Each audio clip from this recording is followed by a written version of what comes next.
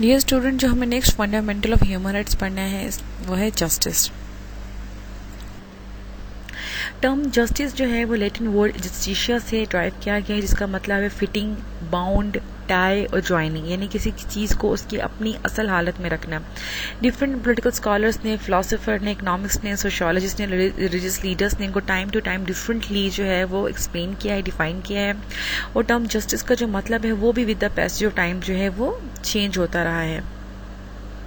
अगर हम in general justice की बात करें तो जस्टिस का मतलब है कि आप बैलेंस क्रिएट करें between the right and duties of the people living the society, यानी कि एक शख्स का जो राइट है वो दूसरे शख्स की ड्यूटी है, और ये कनेक्टेड है with the moral, social, economic and legal relation of individual with others, यानी कि आपका और मेरे दरमियान जो रिलेशन है इस कॉल्ड जस्टिस, यानी कि जब आप इस रिलेशन में बैलेंस मेंटेन करते हैं।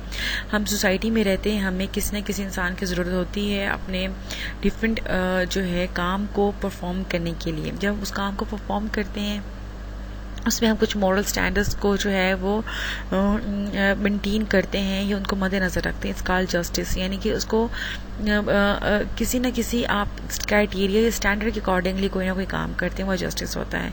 और अगर हम इस जस्टिस को डिफरेंटली डिफाइन करें तो ये बेसिकली बैलेंस है between the right and the duties of the people, यानी कि अगर आपका जो हक है मैं उसको अपना फ़र्ज समझ के पूरा करूँगी तो ये क्या होगा, जस्टिस हो जाएगा, इंसाफ हो जाएगा। किसी चीज़ को हम उसकी जगह पे फिट कर देंगे, उसकी अपनी असली हालत में ले जाएंगे।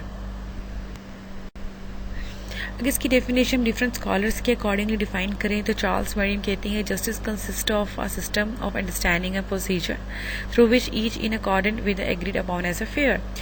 अच्छा, मेरी जो है वो चार्ल्स मेरी जो है वो बहुत सिंपल बात कर रही हैं कि ऐसे असूल और प्रिंसिपल का आप कलेक्शन कह सकते हैं जिसके ऊपर तमाम एग्री कर जाएंगे ये बात सही है। फॉर एग्ज़ाम्पल, जब हम ट्राइब्स में रहते थे, हम कबीलों के फॉर्म में रहते थे, हमारे पास स्टेट नहीं थी, तो उस कबीले में क्या होता था, कुछ तमाम लोग जो उस कबीले के जो मोहतरम होते थे, बड़े होते थे, मिल के एक set of rules and regulations बना लेते थे, और वह तमाम के तमाम ये समझते थे कि जो रूल्स एंड रेगुलेशन ये फेयर है, ये ठीक है, और इस तरह क्या होता था, उनके वहाँ पर जस्टिस का सिस्टम जो है मेनटेन हो जाता था। तो चार्ल्स भी यही कह रही हैं कि ऐसे सिस्टम, ऐसा प्रोसीजर, ऐसे रूल्स एंड रेगुलेशन जिसके ऊपर सोसाइटी के तमाम लोग एग्री हो जाएं, रजामंद हो जाएं कि ये चीज़ सही है, एज अ फेयर है, वो जस्टिस हो जाएगा। बार्कर कह रहे हैं कि justice is a conciliar and the synthesis of political value in its their union in an adjusted and integrated whole, यानी कि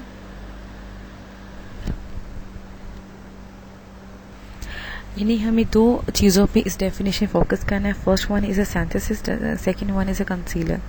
सिंथेसिस का मतलब होता है किसी चीज़ को अरेंज करना, तरतीब देना, और कंसीलर का मतलब होता है किसी चीज़ को ठीक करना।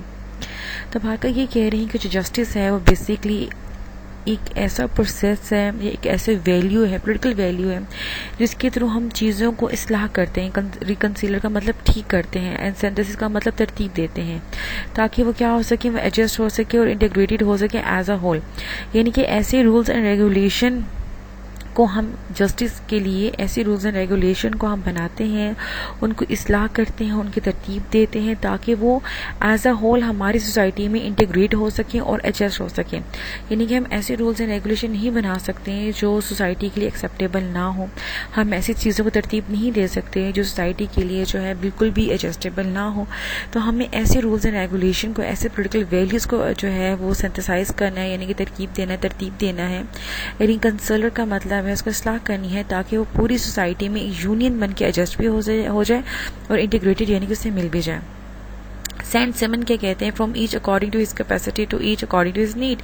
वो एक बिल्कुल सिंपल से डेफिनेशन करते हैं कि जस्टिस क्या है कि आप अपने अकॉर्डिंग कैपेसिटी के मुताबिक जो है वो कमाएं और अपने ज़रूरत के मुताबिक खर्च करें, ठीक है।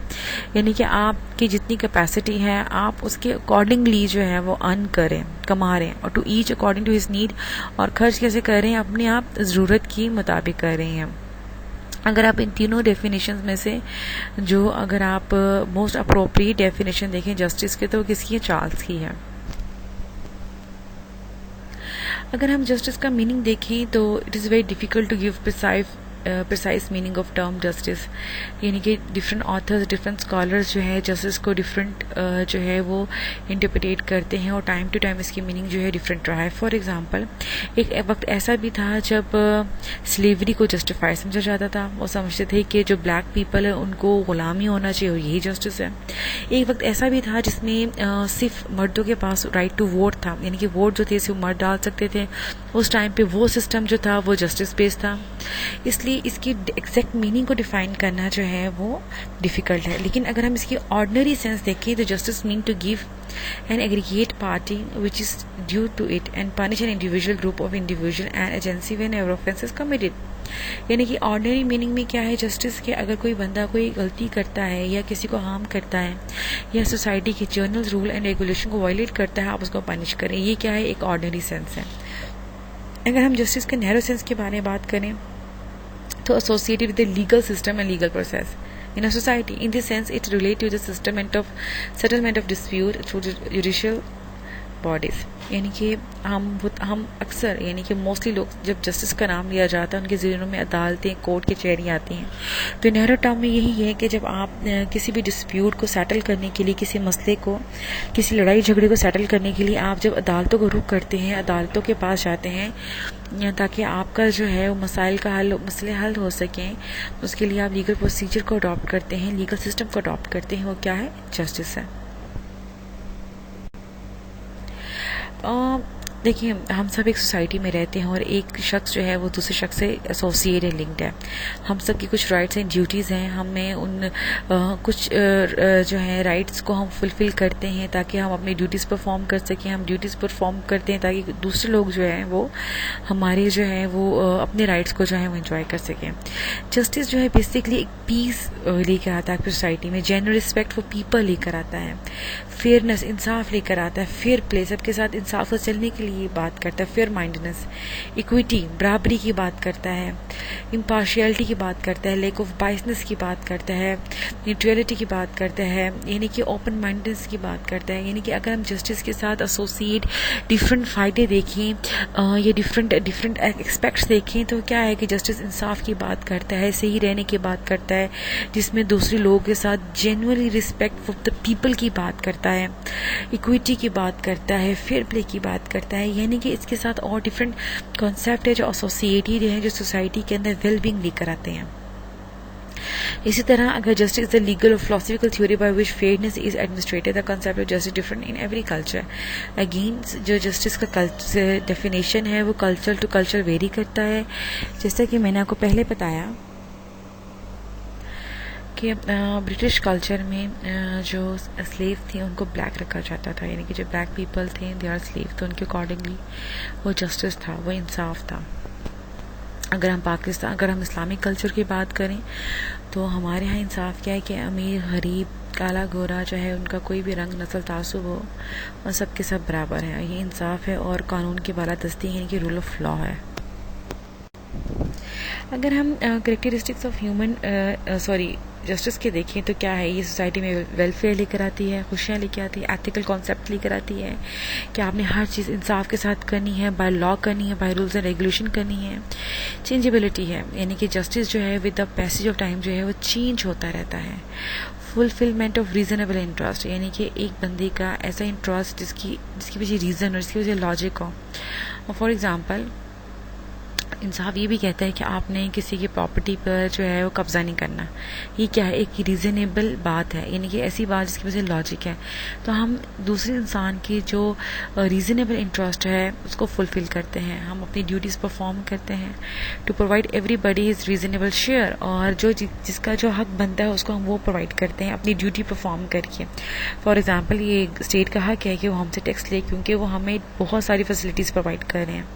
तो ये क्या है, ये भी जस्टिस है। Justice related to the value prevailing in a society, और हर सोसाइटी में जो जस्टिस जो है उसकी वैल्यूज़ जो हैं वो वेरी करती हैं, यानी कि जिस किस्म की वैल्यूज़ आपकी सोसाइटी में एग्जिस्ट करती हैं उसी किस्म का जस्टिस जो है वो आपकी सोसाइटी में रहेगा।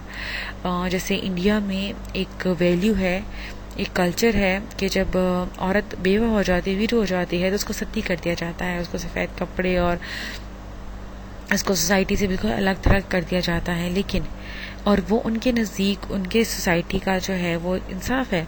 लेकिन अगर अल्हम्दुलिल्लाह अगर हम इस्लामिक जो है जस्टिस की बात करें तो इस्लामिक जस्टिस में ऐसा नहीं है। इस्लामिक जस्टिस क्या कहता है कि अगर एक औरत विधवा हो जाती है तो उसको पास भी वो तमाम हक है जो कि एक औरत के पास है। वो दोबारा शादी कर सकती है, वो अपनी ज़िंदगी को दोबारा नई सिरे से स्टार्ट कर सकती है, वो खुश हो सकती है। हमारी सोसाइटी, इस्लामिक सोसाइटी में बिल्कुल भी औरत को सती नहीं किया जाता। अगर हम बेसिक पॉस्टुलेट्स देखें ऑफ जस्टिस तो क्या है, ये एक इंसाफ पे मबनी होता है, सॉरी सच्चाई पे मबनी होता है। इसमें यूनिफॉर्म एक जैसे रूल्स और वैल्यूज़ होते हैं। इसमें सबसे इम्पॉर्टेंट चीज़ क्या होती है, इक्वालिटी बिफोर द लॉ होती है। अगर आपके स्टेट में जस्टिस है तो आपके पास लिबर्टी है। आपको पता है कि कोई भी आपको कत्ल नहीं कर सकता, कोई भी आपकी प्रॉपर्टी पे कब्जा नहीं कर सकता। अगर करेगा तो इंसाफ है, जस्टिस है, आपको आपका इंसाफ मिलेगा। इसलिए आप क्या करते हैं, आपके पास लिबर्टी होती है, आप प्रॉपर्टी बना सकते हैं, अपनी ज़िंदगी को अपनी मर्जी से एंजॉय कर सकते हैं। इम्पार्शियलिटी होती है, ठीक है। इम्पार्शियलिटी जो है न्यूट्रल रहना चाहिए, इंसाफ पे मबनी फैसले करने चाहिए, फेवरेटिज्म नहीं होना चाहिए। Respect of individual ability and capacity, यानी कि जब जस्टिस होता है तो तमाम इंडिविजुअल की जो एबिलिटी है, उसकी कैपेसिटी है, उसके काम करने की सलाहियत है, वो जिस भी स्टैंडर्ड से बिलोंग करता है, जिस भी क्लास से बिलोंग करता है, उसको रिस्पेक्ट किया जाता है। Protective discrimination is not a just injustice. For example, अगर protective discrimination is not a injustice. For example, अगर आपके स्टेट में कोई मिनॉरिटी ग्रुप है और उनको आप कोई स्पेशल प्रिविलेज दे रहे हैं, जैसे कि हम ये देखते हैं गवर्नमेंट की सीट आती है तो उसके लिए मिनॉरिटी के लिए स्पेशल कोटा दिया जाता है, और या किसी हैंडीकैप पीपल के लिए स्पेशल कोटा दिया जाता है, तो वो इनजस्टिस नहीं है। आप वो क्या करें, आप वो डिस्क्रिमिनेशन जो तासुब है उसके अगेंस्ट एक प्रोटेक्शन दे रहे हैं, ठीक है। फॉर एग्जांपल, जैसे हमारी डिफरेंट यूनिवर्सिटीज़ में, कॉलेजेस में हिंदू कम्युनिटी के लिए, क्रिश्चियन कम्युनिटी के लिए, सिख कम्युनिटी के लिए, उनके स्टूडेंट्स के लिए डिफरेंट कोटा रखा जाता है कि उस कोटे पे जो है वो भी अपेयर हो सकते हैं। तो ये इनजस्टिस नहीं है, क्योंकि आप क्या करें, आप सोसाइटी में एक तासुब जो है, एक डिस्क्रिमिनेशन है, उसको मैं प्रोटेक्ट करने के लिए उनको स्पेशली डिफेंड कर रहे हैं, ठीक है। जैसे हैंडीकैप पीपल हैं, अगर हम उनको स्पेशल कोई सीट देते हैं, कोई अलाउंस देते हैं, कोई कोटा देते हैं, तो वो इनजस्टिस नहीं है, वो जस्टिस ही है। प्रोविजन ऑफ राइट्स, इसमें जस्टिस में क्या होता है कि राइट्स की बात की जाती हैं, राइट्स को प्रोटेक्ट किया जाता है, राइट्स को प्रमोट किया जाता है। फुलफिलमेंट ऑफ बेसिक नीड्स, तमाम लोगों की जो बेसिक नीड्स है, नेसेसिटी है, उनको पर फोकस किया जाता है, उनको फुलफिल किया जाता है, यही जस्टिस है। यानी कि इक्वल, जब हमने इक्वालिटी पढ़ा उसमें हमने क्या कॉन्सेप्ट पढ़ा कि इक्वल अवेलेबिलिटी ऑफ अपॉर्चुनिटी, ये भी जस्टिस है कि तमाम लोगों के लिए एक जैसे मौके अवेलेबल होना, ये भी क्या है, जस्टिस है। नेक्स्ट है काइंड ऑफ जस्टिस और डायमेंशन ऑफ जस्टिस। नंबर 1 उसमें आ गई legal dimension of justice. Dear student, legal dimension का यही मतलब होता है जब आप जस्टिस जो है through court, through hearing, through procedure जो है वो ऑब्टेन करते हैं। आप जुडिशल सिस्टम के पास जाते हैं, अगर आपके राइट को वायलेट किया जाता है या स्नैच किया जाता है या स्नप किया जाता है, आप कोर्ट के पास जाते हैं, आप अदालत के पास जाते हैं और उनसे जो है डिफरेंट केसेस के थ्रू जो है अपने राइट्स को और अपनी जस्टिस को अटेन करते हैं। और इसके लिए जो नेसेसरी कंडीशन है, just and reasonable not discriminatory law होना चाहिए। अगर आप ये चाहते हैं कि आपके स्टेट में लीगल जस्टिस हो तो आपका जो लॉ है उसमें किसी किस्म की डिस्क्रिमिनेशन नहीं होना चाहिए। आपकी जो जस्टिस है वो बाय फ्री इंडिपेंडेंट कोर्ट होनी चाहिए, कि ऐसा ना हो कि कोर्ट्स पे किसी किस्म का पॉलिटिकल या एग्जीक्यूटिव जो है वो इन्फ्लुएंस हो या कोई रेफरेंस हो जिसके थ्रू आपको ये फील हो कि आपको इंसाफ नहीं मिला। इनएक्सपेंसिव जुडिशल प्रोसेस होना चाहिए, यानी कि अदालतों का निज़ाम या इंसाफ तक पहुंचने का निज़ाम इतना महंगा ना हो कि कोई जो गरीब बंदा है उस तक एक्सेस ही ना हो उसकी। Court procedure should be simplified and avoid delay in justice.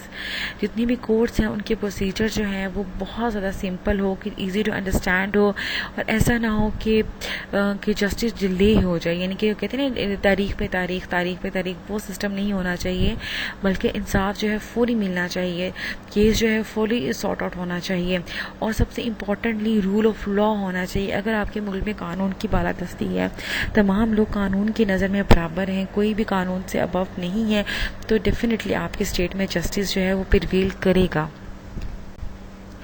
Justice and law, यानी कि अगर हम इंसाफ की बात करते हैं, लीगल की बात करते हैं, law have closely affirmative which either है। अगर आपके मुल्क में लॉ और उसकी इम्प्लीमेंटेशन इफेक्टिव है तो आपकी सोसाइटी में जस्टिस है। अगर आपने अपने मुल्क में जस्टिस को इंश्योर करवाना है तो उसके लिए आपके स्टेट में लॉ और उसकी इम्प्लीमेंटेशन बहुत इफेक्टिव और बहुत जल्दी होनी चाहिए, उसमें डिले नहीं होना चाहिए लॉ की इम्प्लीमेंटेशन को। अगर हम कंडीशन स्टडी करें जो नेसेसरी है टू इंश्योर लीगल जस्टिस, तो उसके लिए पहला क्या है, जस्ट लॉस, यानी कि कानून ऐसा हो जो इंसाफ हो, जो डिस्क्रिमिनेशन बेस्ड ना हो। इक्वालिटी बिफोर लॉ होनी चाहिए। यूनिफॉर्म लीगल सिस्टम, यानी कि जो रूल्स एंड रेगुलेशन है वो एक जैसे होने चाहिए। इम्पार्शियल इंडिपेंडेंट जुडिशरी होनी चाहिए, ठीक है, यानी कि पार्शियल क्या होता है, जो किसी को फेवरिटिज्म करते हैं, इम्पार्शियल जो किसी को फेवरिटिज्म ना करें। इंडिपेंडेंट आज़ाद अदलिया होनी चाहिए। इन एक्सपेंसिव एंड एफिशिएंट आपका जस्टिस होना चाहिए, फौरी तौर पे इंसाफ मिलना चाहिए, इफेक्टिव होना चाहिए।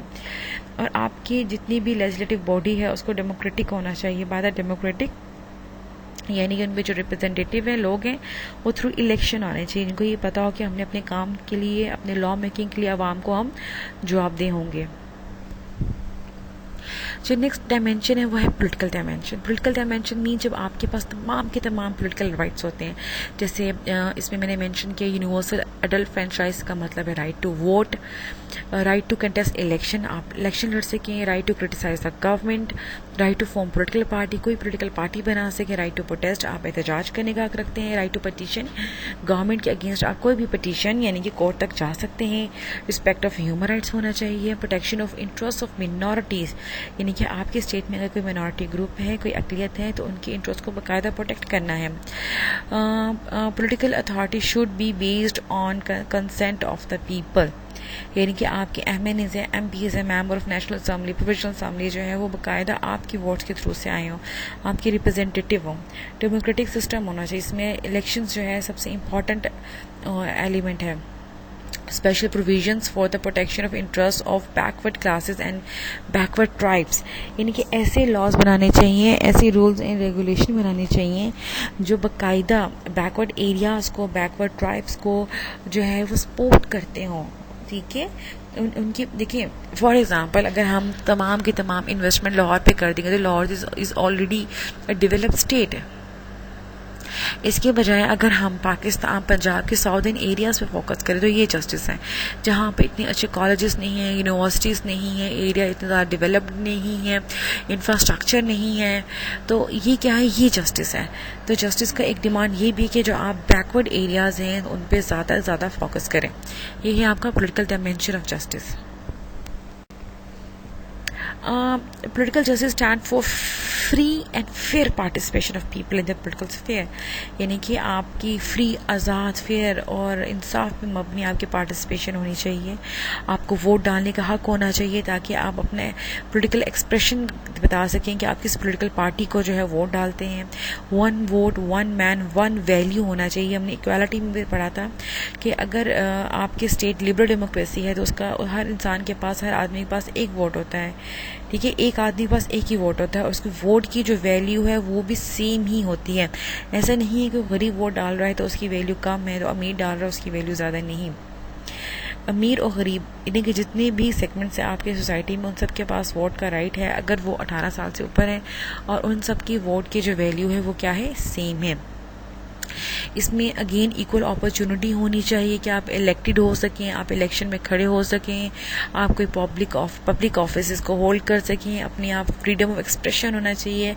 एसोसिएशन, आप कोई तंजीम बना सकते हैं, कोई ग्रुप बना सकते हैं, कोई ऑर्गेनाइजेशन, कोई पॉलिटिकल पार्टी बना सकते हैं, गवर्नमेंट को लेटर लिख सकते हैं अपनी शिकायत के लिए, आप उनको जो है मुखातिब हो सकते हैं, पिटीशन दायर कर सकते हैं। तो ये तमाम का तमाम क्या है, आपका पॉलिटिकल जस्टिस है। देन है सोशल डायमेंशन ऑफ जस्टिस, जिसमें आपके पास सोशल राइट्स जो हैं, जैसे कि इक्वालिटी बिफोर द लॉ हो, एब्सेंस ऑफ स्पेशल राइट्स, ठीक है। देखिए, एक मिनॉरिटीज़ के पास राइट होना वो अलग बात है, हैंडीकैप के पास एक स्पेशल प्रिविलेज होना अलग बात है, लेकिन ऐसा ना हो कि अमीरों के लिए और राइट हो, गरीबों के लिए और राइट हो।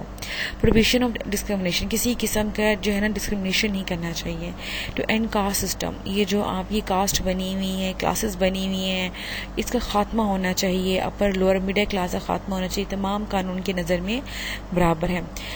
जस्ट डिस्ट्रीब्यूशन ऑफ वेल्थ होनी चाहिए, ऐसा ना हो कि पैसे चंद लोगों के हाथ में और बाकी के अवाम गरीबों नहीं। एक अच्छा इकोनॉमिक सिस्टम होना चाहिए, स्टेट को डेमोक्रेटिक होना चाहिए, इलेक्शन के थ्रू गवर्नमेंट बननी चाहिए। Just balance between freedom and social control, अवाम को पता होना चाहिए कि फ्रीडम का क्या मतलब है, सोशल कंट्रोल क्या मतलब है। फॉर एग्जांपल, फ्रीडम का ये मतलब नहीं है कि आप किसी को भी कत्ल कर दें और किसी का भी कोई राइट जो है स्नब कर दें, नहीं। फ्रीडम का मतलब है कि आप अपने राइट्स के अंदर रहते रहते अपनी लाइफ को एंजॉय करें और दूसरों की ड्यूटीज़ को जो है फुलफिल करें। और यही है सोशल कंट्रोल, जिसमें आप लोगों को बाकायदा लॉ के अंदर रखते हैं, रूल्स एंड रेगुलेशन के अंदर बाउंड करते हैं। सोशल सिक्योरिटी होनी चाहिए, तमाम लोगों को माशी तहफ़्फ़ुज़ होना चाहिए। Provision of equal political rights, तमाम के पास इक्वल पोलिटिकल राइट्स होने चाहिए, जो हमने पीछे डिस्कस की हैं। Protection of interest of minorities होना चाहिए। अबॉलिशन ऑफ सोशल वैल्यूज़, ऐसी वैल्यूज़ का खात्मा होना चाहिए जो सोसाइटी के अंदर तासुब, डिस्क्रिमिनेशन या इंतशार या अनजस्ट सिचुएशन पैदा करती हैं। अगर हम कॉन्सेप्ट ऑफ सोशल जस्टिस की बात करें तो ये एक बिलीफ है that all human being are born equal, और कोई भी डिस्क्रिमिनेशन नहीं बेस किया जाएगा, कोई भी डिस्क्रिमिनेशन नहीं किया जाएगा on the basis of ground of race, religion, caste, sex और प्लेस ऑफ बर्थ। और अगर हम सोशल जस्टिस की बात करें तो इसकी 3 इम्प्लीकेशन है। नंबर 1, इक्वल सोशल अपॉर्चुनिटी सबके पास होनी चाहिए। Number 2, special attention to weaker section, ऐसे सेक्शन जिनको इग्नोर किया जा रहा हो, जैसे मिनॉरिटीज़ होती हैं या कोई हैंडीकैप पीपल होते हैं या कोई गरीब होता है, तो उनके ऊपर स्पेशल अटेंशन दी जाए। रिमूवल ऑफ सोशल ईवल्स, जो सोसाइटी में डिफरेंट किस्म के ईवल्स हैं, बद इखलाकियाँ हैं, उनका खात्मा किया जाए। ये है बेसिकली 3 डिमांड अगर आपने सोशल जस्टिस को जो है वो मेंटेन करना है या सोशल जस्टिस को अगर आपने इम्प्लीमेंट करना है। नेक्स्ट है इकोनॉमिक डायमेंशन ऑफ जस्टिस। अगर हम इकोनॉमिक जस्टिस की बात करें तो इकोनॉमिक जस्टिस का मतलब यही है कि हर इंसान के पास प्रॉपर अपॉर्चुनिटीज़ होनी चाहिए, प्रॉपर अवेलेबिलिटी ऑफ अपॉर्चुनिटीज़ होनी चाहिए, ताकि वो अपनी ज़िंदगी का गुजर बसर कर सकें, अपने लिए अच्छी तनख्वाह कमा सकें। उसकी बेसिक नीड नेसेसिटी जो है, जैसे फूड, क्लोथ, शेल्टर है, वो फुलफिल हो सकें। अनइक्वल डिस्ट्रीब्यूशन ऑफ वेल्थ ना हो, और कोई जैसे कि मैंने इक्वालिटी में बात की थी, फॉर एग्जांपल अगर 2 वर्कर हैं, वो सेम फैक्ट्री में काम करते हैं, सेम काम करते हैं, उनका वर्किंग आवर भी सेम है, तो उनकी तनख्वाह भी सेम होनी चाहिए। ये है इक्वालिटी। तो जब इक्वालिटी ये मेंटेन होगी तो उसका मतलब है तो जस्टिस भी मेंटेन होगा। किसी किस्म का डिस्क्रिमिनेशन नहीं किया जाना चाहिए किसी इंसान के अंदर, अगर वो अमीर है, गरीब है, इस बेस पे बिल्कुल भी डिस्क्रिमिनेशन नहीं होना चाहिए। और गवर्नमेंट की जिम्मेदारी है कि ऐसे लिविंगहुड पैदा करें, ऐसे अपॉर्चुनिटी पैदा करें कि तमाम इंसान जो है वो अपने लाइफस्टाइल को मेंटेन कर सकें। स्पेशली ये इंश्योर करना चाहिए कि एडिक्वेट वर्किंग कंडीशन हो for equal pay for equal work. जैसे मैंने पहले कहा कि अगर एक जैसा काम हो उसका एक जैसा तनख्वाह होनी चाहिए, फेयर डिस्ट्रीब्यूशन ऑफ रिसोर्सेज होने चाहिए, equal economic opportunity to all people होनी चाहिए। और जितनी मैं आपको यही बता दूं, अगर आप सोसाइटी में लीगल, पॉलिटिकल, सोशल जस्टिस को मेंटेन करना चाहते हैं तो उसके लिए आपको इकोनॉमिक जस्टिस को मेंटेन करना पड़ेगा। इकोनॉमिक जस्टिस को मेंटेन किए बगैर बाकी जितनी भी जस्टिस है उसको मेंटेन नहीं कर पाएंगे। तो जो इकोनॉमिक जस्टिस है वो बेसिकली क्या father of all other justice है। नेक्स्ट अगर हम कंडीशन देखें वो कौन सी नेसेसरी हैं, ज़रूरी हैं इकोनॉमिक जस्टिस को फुलफिल करने के लिए। First one is right to work for everybody. तमाम लोग के पास राइट होना चाहिए कि वो काम कर सकें। फुलफिलमेंट ऑफ बेसिक नीड्स होनी चाहिए। To reduce wide income disparity, यानी कि ऐसा ना हो कि सोसाइटी में अमीर बहुत अमीर हो, गरीब बहुत गरीब हो। Protection of interest of workers, अगर जो वर्किंग क्लास है उनके इंटरेस्ट को प्रोटेक्ट किया जाए। From each according to his ability to and each according to his need. अगर आवाम अपनी सलाहियत के मुताबिक कमाएं और ज़रूरत के मुताबिक खर्च करें तो वही स्टेट जो है इकनॉमिकली डेवलप हो सकती है, वहाँ पर जस्टिस मेंटेन हो सकता है। यानी कि आवाम को, कौम को फजूल खर्च नहीं होना चाहिए, सिर्फ अपनी ज़रूरत के मुताबिक खर्च करना चाहिए। जस्ट डिस्ट्रीब्यूशन ऑफ वेल्थ होनी चाहिए, एंड ऑफ इकनॉमिक एक्सप्लॉटेशन। ऐसा ना हो कि आप गरीब से या वर्कर से काम करवाते जाएं, उसकी तनख्वाह ना दें, टाइम पे तनख्वाह ना दें, ये भी एक्सप्लॉटेशन है। So special protection of the interest of weaker section, जो गरीब हैं, जो स्पेशल लोग हैं, उनकी प्रोटेक्शन दिया जाए। लिमिटेड राइट टू प्रॉपर्टी, ठीक है, ऐसा ना हो कि कोई जो है बिला ज़रूरत प्रॉपर्टी बनाता जाए। और देखिए ये भी एक्सप्लॉटेशन है, जब आप डिफरेंट सोसाइटीज़ काट देते हैं, इससे क्या होता है, एक तो आपकी एग्रीकल्चर लैंड इफेक्ट होती है, दूसरा आप अपना एक माफिया भी बना लेते हैं। Question of state interference in the economic needs, ठीक है, स्टेट की इंटरफेरेंस होनी चाहिए, उसका कंट्रोल होना चाहिए, या इसको हम दोनों वे में ले सकते हैं कि स्टेट का ज़्यादा इंटरफेरेंस भी नहीं होना चाहिए इकोनॉमिक नीड्स के ऊपर, और स्टेट का इंटरफेरेंस भी होना चाहिए। Fix economy is better. Equal ways for same job, एक जैसे काम के लिए एक जैसे ही तनख्वाह होनी चाहिए। अगर मैं इसे कंक्लूड करूँ तो जो जस्टिस है वो बेसिकली ह्यूमन वेलफेयर, उसकी प्रोटेक्शन से, उसकी पीस एंड प्रोस्पेरिटी से लिंक्ड है, और उसकी जितनी भी डायमेंशंस हैं, उसकी जितनी भी काइंड, वो तमाम के तमाम ह्यूमन वेलफेयर, ह्यूमन वेलबींग के बारे में बात करती हैं। और जस्टिस जो है वो बहुत क्लोजली रिलेटेड है इक्वालिटी से, लिबर्टी से, और ये तीनों आपस में क्लोजली रिलेटेड है, क्योंकि अगर आपके स्टेट में इक्वालिटी एंड लिबर्टी है तो जस्टिस है, अगर जस्टिस है तो इक्वालिटी है। जो इकोनॉमिक इक्वालिटी है is a father of all other, economic जो जस्टिस है is a father of all other justice. जैसे अगर आपके मुल्क में इकोनॉमिक जस्टिस है तभी जो है आपके मुल्क में सोशल जस्टिस भी होगा, पॉलिटिकल भी होगा और लीगल भी होगा। यानी कि लोग अगर इकोनॉमिकली वेलफेयर हैं तो लोग जो है अपने राइट्स के लिए बात भी करेंगे, लोग इक्वालिटी की बात भी करेंगे, लोग लिबर्टी की बात भी करेंगे। डियर स्टूडेंट, ये हिस्ट्री का लेक्चर था, 2 लेक्चर्स थे, मैंने कंबाइन कर दिए। आई होप आपको समझ आ रहा हो बेटा। कोई क्वेरी, कोई क्वेश्चन जो है बेटा व्हाट्सएप पे मुझसे पूछ सकते हैं, Monday to Friday 10 AM to 3 PM। और आई होप आपको लेक्चर समझ आया हो। अपना जो है फीडबैक क्लास भी दीजिएगा। अल्लाह हाफिज़।